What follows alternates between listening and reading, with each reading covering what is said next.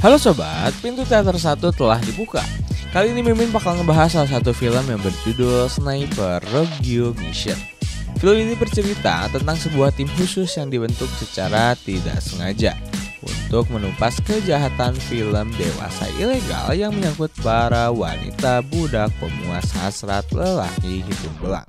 Tidaklah mudah dalam pengalahkannya, ditambah lagi mereka harus berhadapan dengan salah satu petinggi pemerintah yang korup, membuat film ini semakin menarik dalam ceritanya. Penasaran bagaimana kelanjutan ceritanya? Tanpa menunggu banyak lama, mari kita mulai intronya.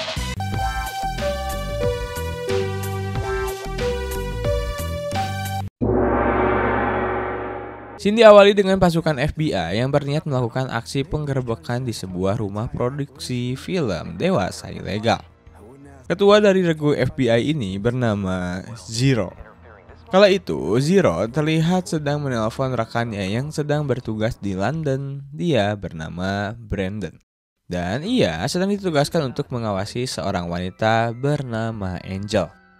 Diketahui, Angel ini adalah dalang dibalik semua produksian film dewasa ilegal yang pada saat itu sedang melakukan pertemuan dengan seorang Pak Menteri. Berpindah ke sebuah rumah produksi film dewasa ilegal. Ketua keamanan yang bernama Sam ditugaskan oleh Angel untuk membantai seluruh wanita yang digunakan sebagai aktor syuting mereka. Dan mereka harus membersihkan seluruh saksi yang dapat membocorkan seluruh kebusukan mereka di meja persidangan. Sementara itu seorang pria yang mendengar jika kekasihnya alias aktor film dewasa akan dibunuh, dia pun langsung memberitahu kekasihnya itu yang bernama Anna untuk segera kabur sejauh mungkin sebelum semuanya terlambat. Tak berselang lama kemudian, Sam dan para anak buahnya yang sudah mempersiapkan senjata lantas langsung melakukan aksi pembantaian dengan tanpa belas kasihan sedikit pun. Scene pun berpindah ke kota London, diperlihatkan Brandon terus mengawasi Angel. Lalu tak lama, dia menemukan sebuah fakta yang sangat mengejutkan, di mana Pak Menteri Pertahanan Amerika ternyata datang ke kantor Angel. Dari situ, kita bisa mengetahui kalau ternyata Pak Menteri merupakan orang yang sudah membackup bisnis kotor ini. Bahkan dia jugalah yang telah mengawasi penyelundupan gadis-gadis dari kota London ke Amerika. Setelah mengawasi sekian lama, terlihat Pak Menteri hendak pergi dengan mobilnya. Lantas dengan terburu-buru, Brandon kemudian bergerak karena dia berpikir harus meringkus Pak Menteri malam itu juga. Scene kembali ke Amerika, Zero dan pasukan FBI kini tengah menggeledah rumah produksi milik Angel.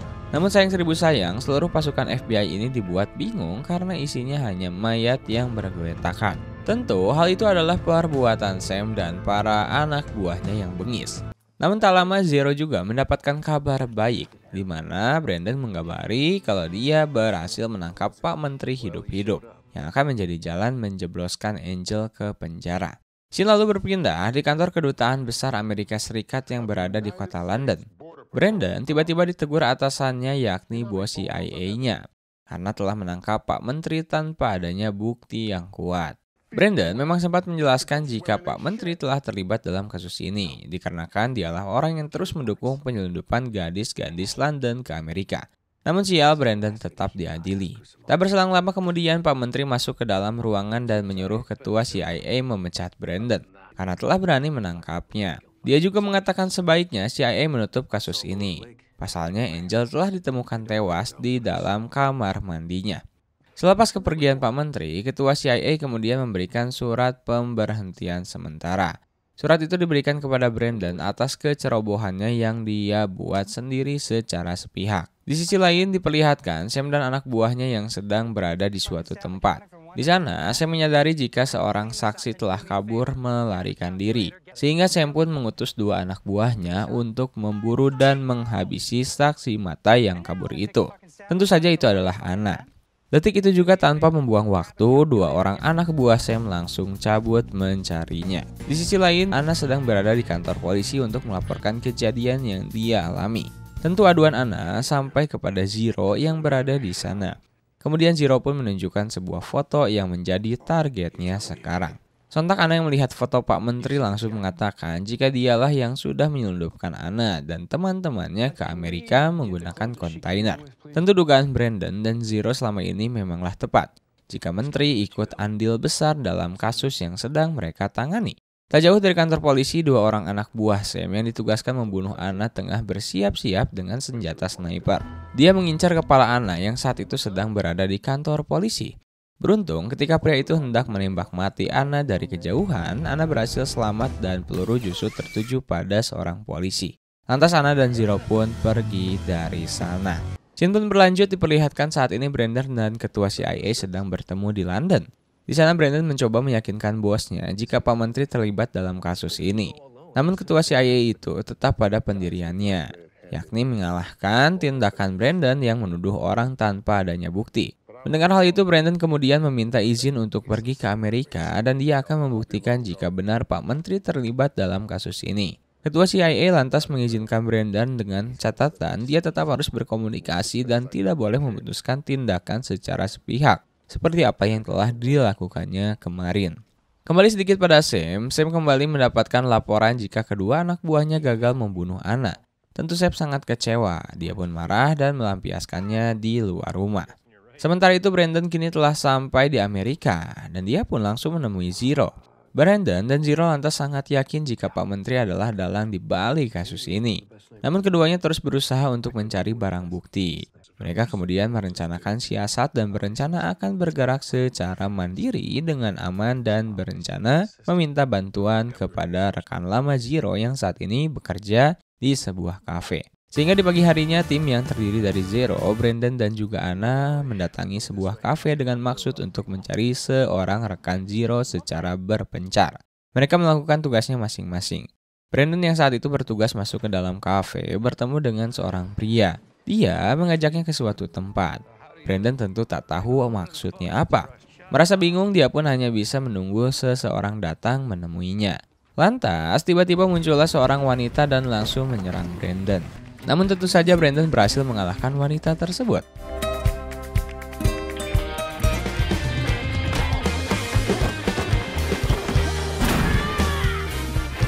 Lantas, perkelahian ini diakhiri dengan kedatangan Anna bersama Zero. Rupanya wanita inilah orang yang sedang mereka cari. Dia adalah Lady Death, teman lama Zero. Singkat cerita, mereka kemudian dibawa ke rumah Lady. Di sana Zero mengatakan maksud dan tujuannya ingin bertemu. Zero meminta bantuan Lady untuk mengusut kasus yang sedang mereka selidiki. Lady awalnya menolak permintaan Zero dengan alasan ini adalah kasus yang besar dan menyangkut orang pemerintah. Namun, Anna kemudian mengatakan jika dirinya adalah korban dari kejahatan Angel dan juga Pak Menteri.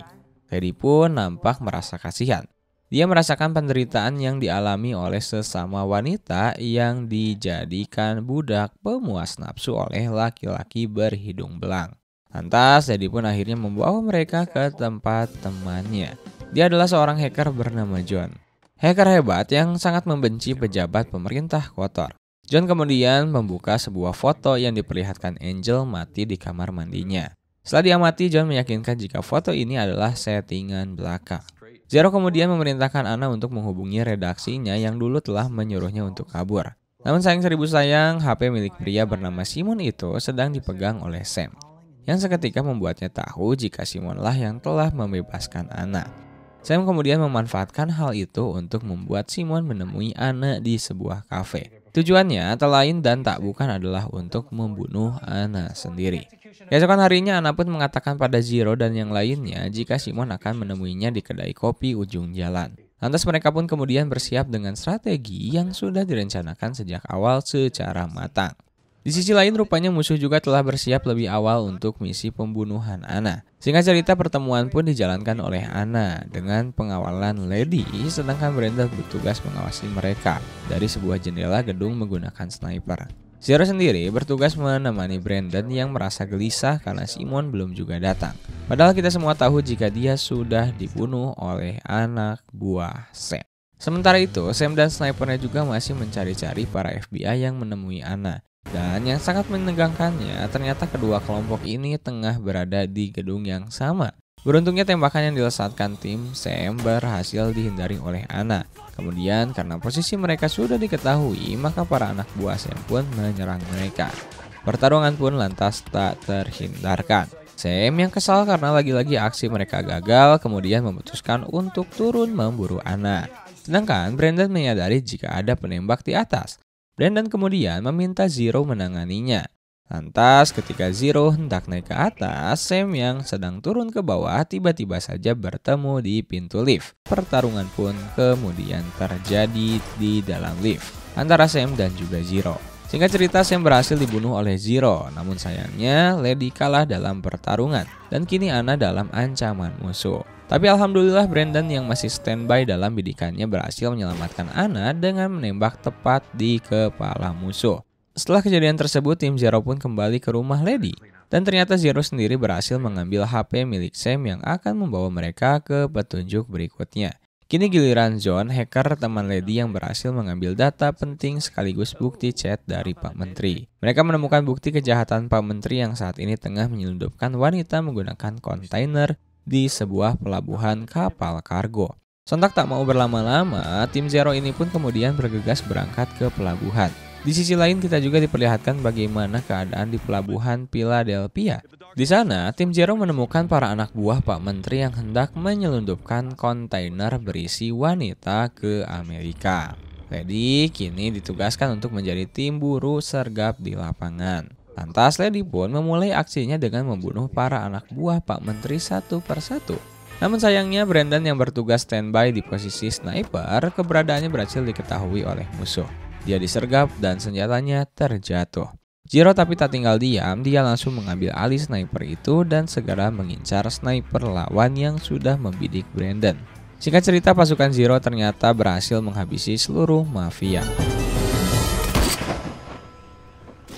Zero pun lekas memanggil polisi dan petugas ambulans untuk mengevakuasi para wanita yang berada di dalam kontainer. Bersamaan itu, ketua CIA menghubungi Brandon. Dia mengatakan jika kematian palsu tentang Angel telah terkuak keasliannya, sehingga kemungkinan besar saat ini sedang berada di sekumpulan para gadis yang berada di dalam kontainer. Secepat kilat, Brandon kemudian memeriksa setiap mobil ambulans. Setelah dicek, benar saja salah seorang petugas ditemukan tewas dengan penuh sayatan di lehernya. Tentu itu adalah ulah Angel. Lantas diperlihatkan kini Angel sedang terseok-seok tengah kabur menjauh dari para polisi dan tim Brandon. Setelah berjalan cukup panjang, sebuah mobil tak lama melewat di depan Angel. Angel memberhentikannya untuk meminta bantuan kepada pengendara tersebut. Karena kasihan, seseorang itu pun berhenti dan menolong Angel.